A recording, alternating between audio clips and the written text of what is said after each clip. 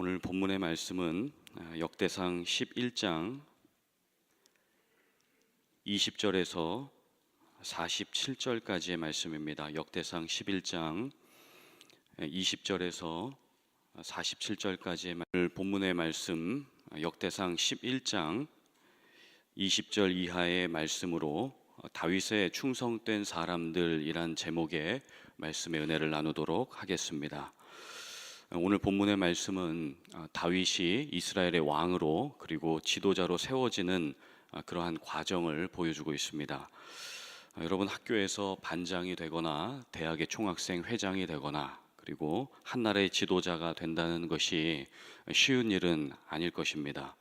특별히 본문의 하나님의 백성을 이렇게 인도해야 되는 지도자에게는 세 가지 요소가 삼박자처럼 잘 이루어져야 된다라고 하는 것을 깨달을 수가 있습니다.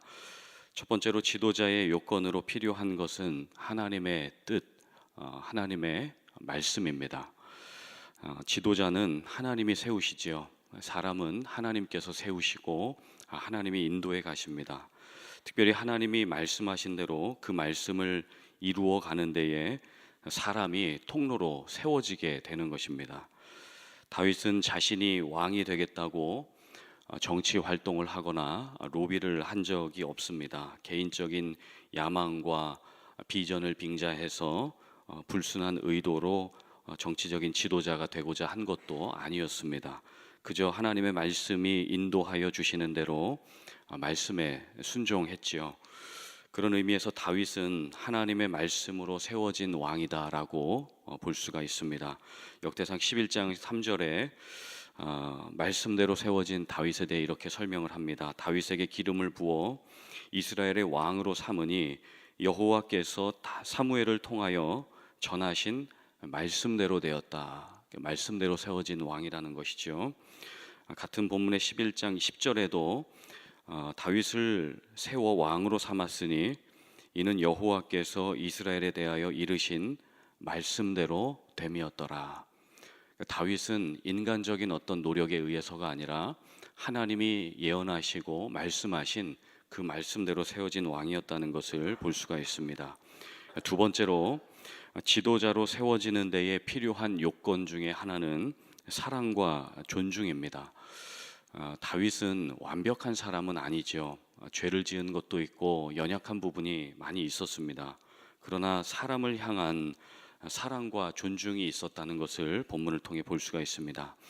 오늘 본문이 속해 있는 11장 17절에 보면 다윗이 얼마나 자기를 따르는 사람들을 사랑했고 존중했는지를 이렇게 볼 수가 있습니다. 다윗이 목이 마르다 이렇게 전쟁 중에 이런 이야기를 하니까 부하 3명이 목숨을 걸고 적진으로 들어갔습니다. 그리고 다윗을 위해서 물을 떠가지고 다윗에게 가져왔습니다. 다윗은 이런 부하들의 충성스러운 모습을 보고 물을 먹을 수가 없었습니다. 그리고 부하들 앞에서 하나님께 이렇게 고백하는 장면이 나오지요. 역대상 11장 18절 19절에 다윗의 고백입니다. 다윗은 차마 그 물을 마실 수가 없어 여호와께 부어드리고 이렇게 이야기했습니다. 이것을 다 마시다니 그렇다면 내가 천벌을 받을 일이다. 목숨을 걸고 물을 떠온 이 물은 이 세 사람의 피와 다름없는 것인데 내가 어찌 이 물을 마실 수 있으랴 하며 그 물을 하나님 앞에 부어드렸습니다. 이 세상이 기대하는 지도자의 모습이 이러한 모습이 아닐까 한번 생각해 보게 되었습니다. 부하들의 충성스러운 그 마음을 헤아릴 줄 아는 지도자, 갑의 입장만 주장하지 않고 을의 입장에서도 생각해 줄 수 있는 그러한 지도자, 나보다 나를 더 사랑해 주는 지도자, 정말 내가 잘 되는 것을 나보다 더 기뻐해 줄 아는 지도자, 이런 지도자가 어디에 있을까 곰곰이 생각해 보았습니다. 이런 지도자는 예수님밖에 없겠다라는 생각을 한편으로는 해보게 되었습니다. 저도 영적인 지도자 중에 한 사람이라고 이렇게 할 수 있겠지만 저도 성도님들의 마음을 헤아리고 사람들의 마음을 이해하는 것이 참 부족한 면이 많다라는 생각을 하게 되었습니다. 제 영적인 멘토와 같은 분이 이런 말씀을 해주신 적이 있습니다. 목회자들은 성도들이 변화되기를 원하지만 성도들은 오히려 목회자가 변하기를 원한다. 이런 이야기를 해주신 적이 있습니다. 저는 그 이야기를 듣고 좀 충격이 됐었던 적이 있습니다. 내가 리더인데, 내가 목사인데 이런 권위의식이 제 마음에 있었던 것이죠. 그런데 그게 아니었습니다. 서로 배우는 것이죠. 오히려 으뜸이 되고자 하는 자는 누군가의 종이 되어야 된다, 이렇게 말씀을 하셨는데, 서로 섬기는 종이 되고 존중하고 사랑하는 것, 이것이 지도자의 요건이 아닌가 오늘 말씀을 통해서 또 깨닫게 됩니다. 그래서 다윗은 부하들의 마음을 알아주었고 사람들을 사랑과 존중으로 대했습니다. 이렇게 사랑과 존중은 작은 씨앗과 같아서 사랑과 존중을 심으면 그것을 뿌린 대로 거두게 되는 것이죠. 이것이 예수님께서 말씀하신 인간관계의 황금률입니다. 대접받고자 하는 대로 대접하라. 그래서 결과적으로 다윗은 사랑하는 사람들의 충성을 통해 끝까지 다윗에게 충성하고 봉사하는 그러한 사람들을 얻게 되었습니다. 마지막 세 번째로 지도자로 세워지는 데에 필요한 요건은 따르는 사람들의 충성과 헌신이 있었다는 것이죠. 다윗이 개인적인 능력이 탁월해서 지도자가 된 것이 아닙니다. 리더십이라고 하는 것은 팔로워들의 충성과 그들의 헌신을 통해서 지도자가 만들어지는 것이 아니겠습니까? 목자는 혼자 잘났다고 해서 그가 목자가 되는 것이 아닙니다. 따르는 양떼들이 있어야 목자이고, 지도자에게는 따르는 사람들의 헌신과 충성이 있어야 그를 리더라고 부를 수가 있을 것입니다. 특별히 본문은 다윗에게 헌신하고 충성했던 48명의 명단과 그들의 활약상들을 소개하고 있습니다. 오늘 본문 20절 말씀 한번 같이 보실까요? 11장 20절 말씀에 보면 다윗에게 충성했던 한 사람 나오지요. 요압의 아우 아비새는 그 3명 중 우두머리라. 그가 창을 휘둘러 300명을 죽이고 그 3명 가운데에 이름을 얻었으니 라고 말씀합니다. 이 아비새라고 하는 사람은 한번 창을 휘두르면 300명이 죽어나갈 정도로 아주 능력 있는 탁월한 군사였습니다.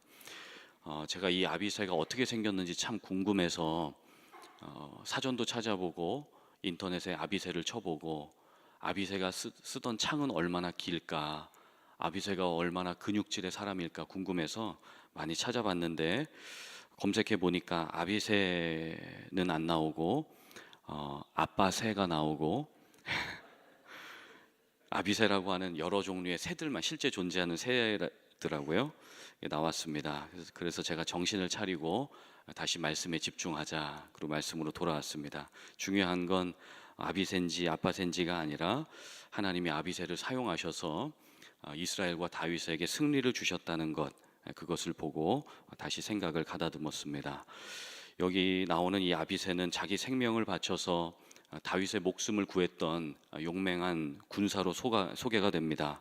그러나 아비새는 아비새의 형이 요압인데, 이 요압 장군처럼 적에게 굉장히 무자비했던 사람이고 그의 성품이 아주 잔인했던 사람으로 이렇게 소개가 됩니다. 이것을 볼 때 결국 성경이 말씀하고자 하는 성경적인 리더, 그리고 성경적인 팔로워는 어떤 사람일까?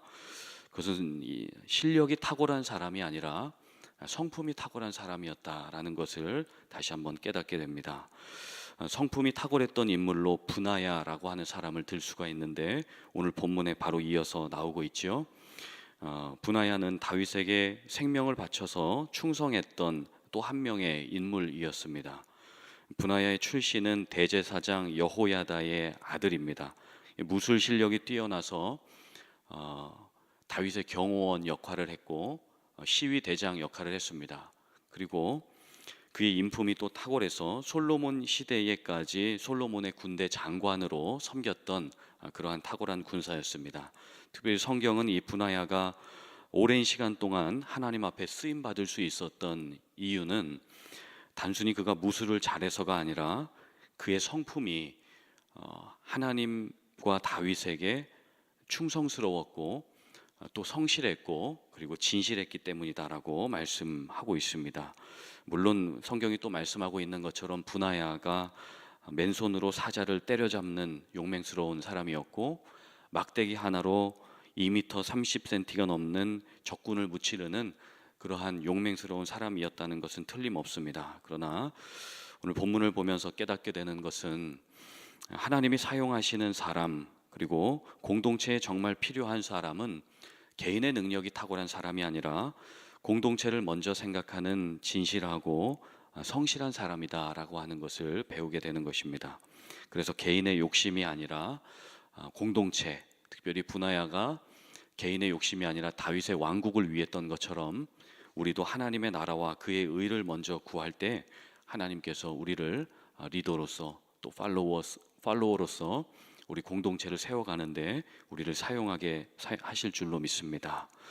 특별히 이 분하야와 아비새 그리고 48명의 충성된 다윗의 부하들의 모습을 보면서 저의 모습을 좀 돌아보게 되었습니다.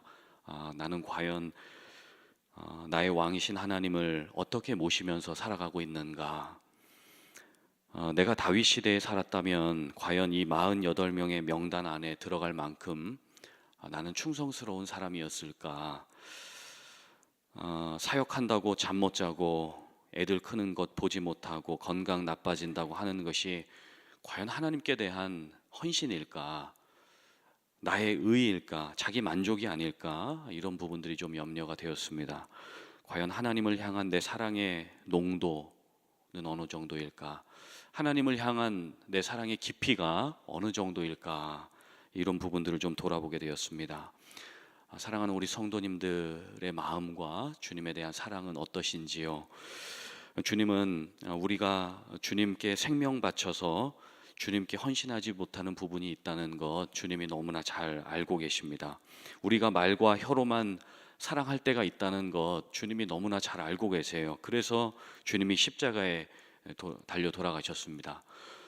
도무지 가망성이라고는 1%도 없는 인간을 위해서 주님이 십자가를 지셨던 것이지요. 그 십자가에서 뚝뚝 떨어지는 그 피, 그 사랑의 은혜 때문에 우리가 가망성이 있는 존재가 되었습니다. 그 이유는 우리가 하나님의 자녀가 되었기 때문이지요. 온 우주의 주권자가 이제 내 아버지가 되셨습니다. 더 이상 하나님이 삼촌이 아니고 아저씨가 아닙니다. 이제 아버지로서 우리 안에 예수 그리스도가 계시기에 이제 내 인생은 내 인생이 아니고 내 인생은 하나님의 것이 되었습니다. 그러므로 내 인생을 통해 영광을 받으셔야 되는 주인공은 내가 아니라 하나님 한 분이 되는 것입니다.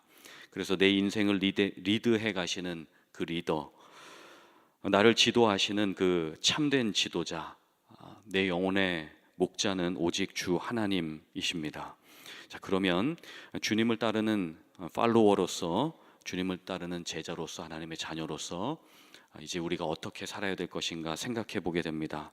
답은 간단한 것이죠.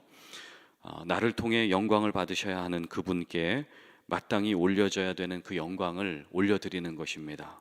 어떻게 영광을 올려드릴 수 있습니까? 분하야와 아비새처럼 내 무술 실력을 자랑하지 않는 것입니다. 맨손으로 사자를 잡고 거인을 때려잡았다고 해서 그것이 내 실력인 것으로 착각하지 않고 도리어 하나님의 은혜이구나, 지금까지 지내온 것 모두 다 주님의 은혜이구나, 이렇게 생각을 하는 것입니다. 무엇보다 죽어 마땅한 내 영혼을 건지신 하나님, 하늘의 생명을 주신 그 하나님께 감사와 찬송과 영광을 올려드리는 것입니다. 그 십자가의 사랑, 그 부활의 소망, 그 복음의 능력으로 내 삶을 방문해 주신 그 하나님의 은혜, 다시금 하나님의 자녀로 불러주신 그 하나님의 사랑을 다시 한번 기억하는 것이지요. 그래서 예수 믿게 된 것이 나의 공로가 아니라 하나님의 은혜였구나, 내가 예수 믿게 된 것이 참으로 꿈만 같은 주님의 은혜였구나 라고 그렇게 생각을 하는 것입니다. 그래서 주님께 영광을 돌리는 그 삶을 통해서 우리 주님 다시 오실 때에 착하고 충성된 종아, 사랑하는 내 아들아 내 딸아 부르시는 그 주님의 음성을 듣고 우리 주님을 맞이하시는 우리 귀하고 복된 성도님들 다 되실 수 있기를 예수님의 이름으로 간절히 축복드립니다. 함께 기도하겠습니다.